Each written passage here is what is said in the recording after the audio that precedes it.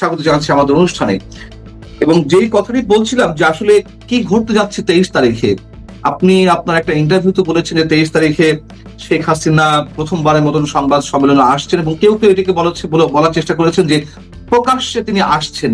আসলেই সেটি সম্ভব কিনা, অথবা প্রকাশ্যেই তিনি আসতে যাচ্ছেন কিনা, আপনি যদি একটু ক্লারিফাই করতেন আমাদেরকে।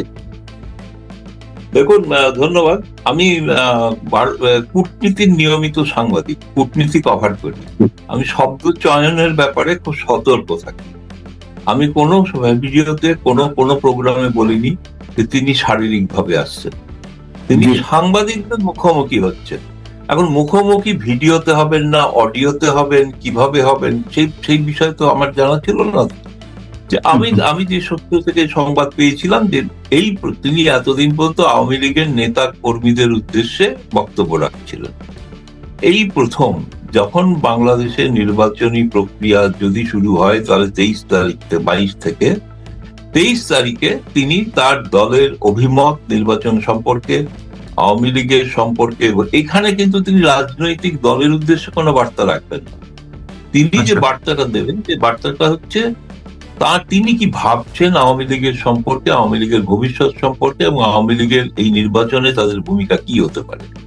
এটা তিনি চাইছিলেন একমাত্র ভারতের সাংবাদিকদের কাছে। তিনি এখন পর্যন্ত সাংবাদিকদের কাছে ব্যক্তিগতভাবে ইমেলে প্রশ্ন উত্তর দিয়েছেন, জবাব দিয়েছেন। কিন্তু এখন কালেক্টিভলি ফরেন করেসপন্ডেন্ট ক্লাব, সেটা হলো যারা ভারতে বিদেশি সংবাদপত্রের সঙ্গে অভারতীয় সংবাদপত্রের মধ্যে কাজ করেন, সেই সাংবাদিকদের সংগঠন, এবং সেই সাংবাদিকদের মধ্যে পশ্চিমা বহু সংগঠনও আছে। তারা অর্গানাইজ করেছেন এই মিটিংটা। তারা মিটিংটা অর্গানাইজ করছেন। আমি প্রথমে সেই জন্যই জানতে চেয়েছিলাম মিটিংটা অর্গানাইজের মাহাত্ম। কয়েকদিন আগে তো জাতীয় প্রেস ক্লাবে তো একটা তারা তাদের বক্তব্য রাখলেন, বললেন এটার একটাই বার্তা, একটাই নতুনত্ব দিক, সেটা হচ্ছে এই প্রথম শেখ হাসিনা নিজের সাংবাদিকদের কাছে তার বক্তব্য তুলে ধরবেন। এখন এই বক্তব্য তুলে ধরার ক্ষেত্রে তিনি সশরীরে আসছেন এমন কথা আমি বলি। আমি কিন্তু এখনো গোটা ব্যাপারটা অতটা ক্লিয়ার নই। আমি যেটুকু ক্লিয়ার সেটুকু হচ্ছে তিনি একটা বক্তব্য পেশ করবেন। এই বক্তব্যটা ভিডিও, আমি যেটা পরে জানতে পেরেছি, মানে ভারতীয় সূত্রে, সরকারি সূত্রে, সেটা হচ্ছে ভিডিও সম্পর্কে সম্ভবত সেটা করা সম্ভব নয়। এই কারণেই তার লোকেশনটা, তিনি যেখানে আছেন লোকেশনটা জানা যাবে, এবং তারপরে তার নিরাপত্তার জন্য এটা খুবই ঝুঁকিপূর্ণ বিষয়। ফলে এখন ধরে নেওয়া হচ্ছে তিনি অডিওতে। প্রথম কথা হচ্ছে যে বিষয়টা বাংলাদেশের মানুষ বা বাংলাদেশের সাংবাদিক মহল কি যারা বলছেন তারা এটা বুঝছেন না, যে সাংবাদিক একসঙ্গে কয়েকশো সাংবাদিকের সামনে তিনি কথা বলতেন, গণভবনে সাংবাদিকদের সঙ্গে কথা বলতেন। এবার প্রশ্নটা আছে অনেকেই, তাহলে প্রশ্ন উত্তর কি করে হবে? স্বাভাবিক প্রশ্ন আপনার। সেখানে প্যানেলে যাদের নাম উল্লেখ করা আছে তারা তাদের সাধ্যমতো ব্যাখ্যা দেওয়ার, উত্তর দেওয়ার চেষ্টা করবেন। কিন্তু এটা আমি শুনেছি সম্ভবত যার প্রশ্নের পরেও অসন্তুষ্ট হলে প্রশ্ন সম্পর্কে যে সঠিক জবাব না পাওয়া গেলে, কারণ প্রত্যেকে চাইবেন, সাংবাদিক চাইবেন যে শেখ হাসিনা বলেছেন, এই কোট করতে চাইবেন। সেই জন্য সেটার পথ একমাত্র ভেবে রাখা আছে শুনেছি, সেটা হচ্ছে যে প্রশ্নটা তাকে ইমেলেই পাঠাতে হবে। এখন ইমেলে কখন তিনি জবাব দেবেন সেটা এখন আমি জানি না। ফলে এটা কোনো, এই যে তিনি, এটা ঘটনা, তিনি ভারতীয় নন, তিনি ভারতীয় যৌথ একটা সাংবাদিক সম্মেলন হচ্ছে। সেই সম্মেলনে শেখ হাসিনা উপস্থিত থাকছেন। এই বিষয়ের ব্যাকরণগত যাই ত্রুটি থেকে থাকুক, তিনি শারীরিকভাবে থাকছেন কি থাকছেন একথা আমিও বলিনি কখনো, আমি আজও বলছি না। শারীরিকভাবে থাকা সম্ভব না, এটা খুব কমন সেন্সের বোঝা উচিত আর কি। স্বাভাবিকভাবে থাকা সম্ভব এইটা মানে ধরুন, এটা হতে পারে প্রথম দিকে বলার উদ্দেশ্য ছিল, প্রথম দিকে সেই দিনের জন্য ব্রেকিং নিউজ ছিল যে আমি প্রথম ব্রেক করেছি শেখ হাসিনা আসছেন সাংবাদিকদের কাছে, এইটুকুই খবর। এই খবরটাই এখন তার নানা রকম অর্থ হয়ে, মানে হয়ে, আমার কথা নানা রকম ব্যাখ্যা করে, ইন্টারপ্রেট করে অনেকে অনেক কিছু বলছেন। এটা বাংলাদেশে যে প্রচলন আছে, রীতি, সেই রীতিটা ভারতে নেই। সেটার জন্য ভারতের রীতি আছে পররাষ্ট্র মন্ত্রণালয়, সেখানে প্রশ্ন উত্তর হয়, বাকি জায়গায় প্রশ্ন উত্তর হয় না। সেই ট্র্যাডিশন অনুযায়ী শেখ হাসিনা করছেন, প্রধানমন্ত্রী মোদী যেভাবে করে থাকেন সেভাবেই করছেন। তাহলে 23শে জানুয়ারির স্পেশাল সিগনিফিকেন্ট মানে আমরা যদি জানার চেষ্টা করি সেটা কি? এই প্রথমবার মতো সংবাদ সম্মেলন। আমি তো বলছি ব্যক্তিগত সাংবাদিক হিসাবে আমি খুব অধীর আগ্রহ রক্ষা করে, অধীর আগ্রহ যে পর্যন্ত যা জানতে পারিনি সেটা হয়তো সেদিন জানবো। এখন কি বলবেন তিনি, কিন্তু রাজনৈতিক ভাষণ তো নয় এটা, তো তিনি কর্মীদের সামনে ভাষণ দিচ্ছেন না, সাংবাদিকদের সামনে ভাষণ দিচ্ছেন। সাংবাদিকদের বুঝবেন তিনি তার দলের রণনীতি কি হতে পারে, কি ভাবছেন নিজের দল সম্পর্কে, আগামী দিনে বাংলাদেশে কিভাবে আওয়ামী লীগ রাজনীতি করবে সেই প্রসঙ্গে কিছু রূপরেখা তিনি দিতে পারেন। তাহলে ভুল ধারণা আছে। আমি আর একটা ক্লারিফাই করি, কোন জায়গায় অনেকে কেউ বলেছেন তিনি কি প্রবাসী সরকারের ঘোষণা দেবেন। প্রথম কথা হচ্ছে প্রবাসী সরকার ইতিমধ্যেই আছে, কারণ উনি পদত্যাগ করেন নাই। কেউ ভারতের তাদের দেশের সংবিধান অনুসারে সেই কথাটার ব্যাখ্যা দিয়েছিল নওফেল জাতীয় প্রেস ক্লাবে, যে একটা ডি জুড়ে হয়, একটা ডি ফ্যাক্টো হয়। ডি জুড়ে মন্ত্রিসভা তারা আছেন মন্ত্রিসভা, কেউ তো পদত্যাগ করেন। পদত্যাগ করতে রাষ্ট্রপতিকে কেউ তো দেননি, কেউ দেখাতেও পারবেন না বাংলাদেশ থেকে যে পদত্যাগ পত্র দিয়েছে। তারা আছেন, তারা শারীরিক ভাবে সেখানে উপস্থিত নেই, ডি ফ্যাক্টো তারা নেই, কিন্তু ডি জুড়ে তারা আছেন। এই ইংরেজি শব্দ ডি জুড়ে ডি ফ্যাক্টো। আমি যদি প্রবাসী সরকার গঠনের কোনো এটা একটা জল্পনা, এবং আমি বলছি একটা ব্যাখ্যাটা সঠিক ব্যাখ্যা নয়। এই কারণে যে প্রবাসী সরকার আছে, তাই তো মন্ত্রীদের সঙ্গে তিনি মিট করেন তো কখনো কখনো। আছে বা নাই এইগুলো তো এখন আর ম্যাটার করে না, তাই না? যেহেতু একটা নির্বাচন হতে যাচ্ছে, সম্ভাবনা আছে, আমি জানি না নির্বাচন আরো হবে কিনা, তো সম্ভাবনা আছে। সো ওই প্রবাসী সরকার থাক বা না থাক তার নিশ্চয়ই কোনো গুরুত্ব এই মুহূর্তে অন্তত বাংলাদেশ রাষ্ট্রের জন্য কোনো কিছু ম্যাটার করছে না।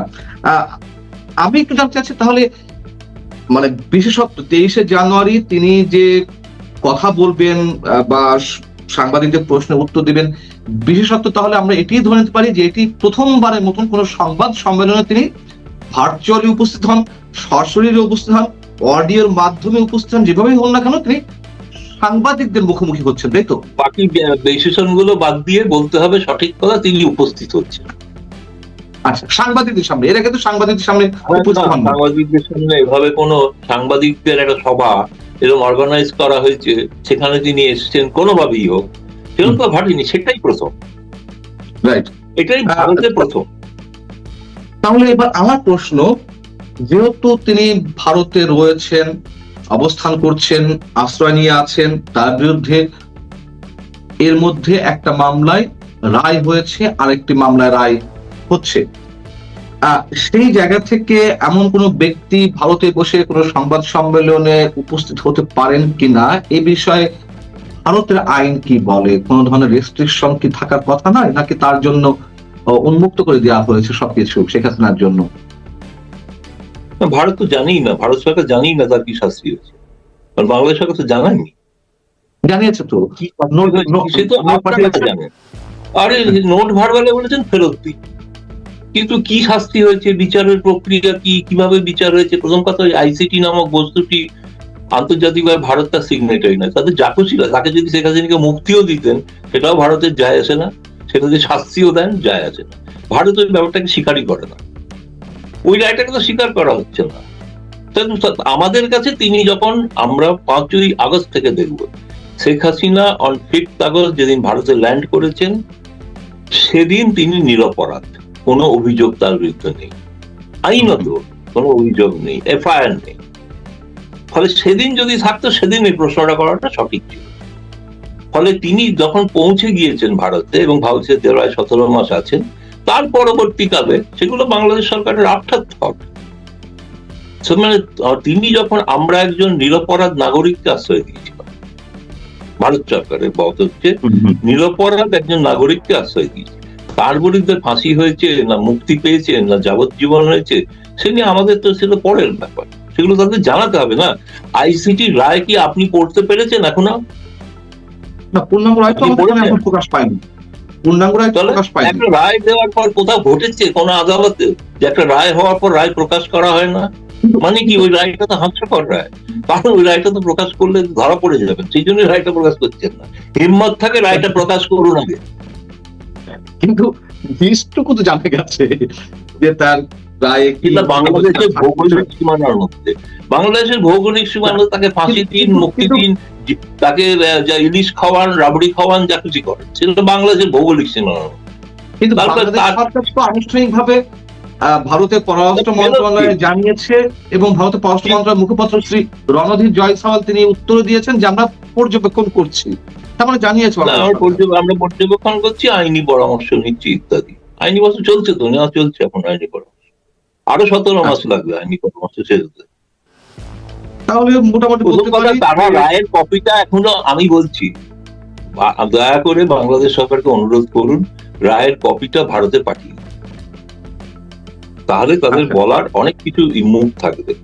কারণ আমরা এখান থেকে সেই রায়টা আবার আপনারা পড়তে পারেননি তো, আমরা এখানে আমাদের কাগজে প্রকাশ করে দেবো, সেই রায়টা ওখানে আগে পাঠাতে বলবো। কিন্তু ওই রায়ের প্রতিটি অংশ ধরে ধরে আমাদের একটি ব্যাখ্যা বেসরকারি ভাবে দেওয়া হয়েছে, মানে আওয়ামী লীগ থেকে নয়, বেসরকারি ভাবে দেওয়া হয়েছে, সেটা রয়েছে আমাদের কাছে। আইসিটি ট্রাইব্যুনাল নিয়ে রায় নিয়ে যদি আলোচনা করতে হয় আরেকদিন বিশেষ অনেক সময় লাগবে। দীর্ঘ প্রায় 12 পাতার একটি জবাব আছে আমাদের, 12 পাতার জবাব আমাদের কাছে আছে, যেটা আপনাদের দিলে আমরা তখন বলবো। ও মানে জবাব অলরেডি তৈরি করা আছে, সেই জবাবটা তৈরি করা আছে বেসরকারি, সেটা বাংলাদেশ সরকারকে জানার আগে তো বাংলাদেশ সরকারকে জানাতে হবে না যে কি কি। প্রথম প্রশ্ন, আইসিটিটা গঠিত হলো কি করে, যে দেশে পার্লামেন্ট নেই সে দেশে অর্ডিন্যান্সের মাধ্যমে গঠিত হলো কি করে, এগুলো স্বাভাবিক গণতান্ত্রিক সভ্য সমাজে যেভাবে হয়। বাংলাদেশ একটা অসভ্য সমাজ তো, ওটা সভ্য সমাজ নয়। তৃতীয়ত হচ্ছে যে এখানে বিচারপতিরা নিয়োগ হলেন কি করে, তাদের ব্যাকগ্রাউন্ড কি, কিভাবে তারা বিচার নিযুক্ত হলেন, কে নিযুক্ত করলেন। এইটার পরে আসবে আচ্ছা অপরাধীকে সুযোগ দিয়েছিলেন কি দেননি, তার আইনজীবী কি ছিল, তিনি ন্যায্য বিচার পেয়েছেন কি পাননি, তিনি যদি পেয়ে থাকেন তারপরে যে রায় দিলেন রায়টা দেওয়ার যুক্তিগুলো কি, এসব বিশদ দিতে হবে। প্রায় 500 পাতার রায় তো, 1000 পাতার ব্যাখ্যা সমেত জমা দিতে হবে। আচ্ছা, মানে তাহলে জবাবটাও তৈরি হয়ে আছে বেসরকারি ভাবে, বেসরকারি বলতে ধরুন বলতে পারেন অফ দ্য রেকর্ড, বলতে যা বোঝায়।